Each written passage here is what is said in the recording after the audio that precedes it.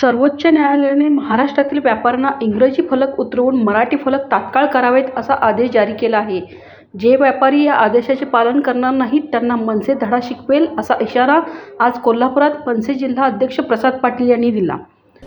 आदरणीय सर्वोच्च न्यायालयाच्या आदेशानुसार सर्व इंग्रजी पाट्या या मराठीत करणं गरजेचं असताना सर्वोच्च न्यायालयाच्या आदेशाचं पालन न करणाऱ्या इंग्रजी फलक लावणाऱ्या सर्व व्यावसायिकांना मनसे स्टाईलनं धडा शिकवण्याचे आदेश आदरणीय राजसाहेब ठाकरे यांनी दिल्याने शहर अध्यक्ष राजू दिंडोरींच्या नेतृत्वाखाली महाराष्ट्र नवनिर्माण सेना कोल्हापूरतर्फे आज प्राथमिक स्वरूपामध्ये याचा शुभारंभ करत असताना या साई सर्व्हिसच्या दारातील इंग्रजी बोर्ड हे मनसे स्टाईलनं आम्ही फाडून आणि फोडून टाकलेले आहेत. या ठिकाणी महाराष्ट्र नवनिर्माण सेनेचा धसका घेऊन या साई सर्व्हिसचा मॅनेजर वाजे मागच्या दारानं पळून गेला. पण या साई सर्व्हिसनं आम्हाला 2 दिवसाची मुदत मागून घेतल्या.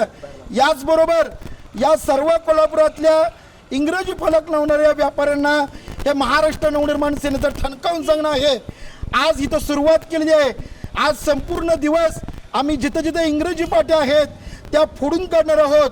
आणि या उपरोक्त जर का येणाऱ्या 2 दिवसामध्ये जिथं जिथं इंग्रजी फलक आहेत ते सर्व इंग्रजी फलक ताबडतोब उतरून नाही घेतले तर 2 दिवसानंतर महाराष्ट्र नवनिर्माण सेना कोल्हापूरचे सर्व पदाधिकारी आणि कार्यकर्ते ज्या दुकानावरती इंग्रजी बोर्ड असेल ते संपूर्ण दुकान फोडल्याशिवाय आम्ही गप्पा बसणार नाही.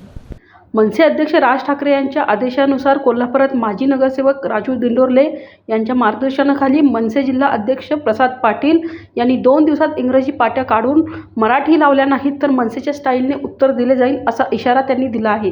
यावेळी मनसेचे कार्यकर्ते उपस्थित होते.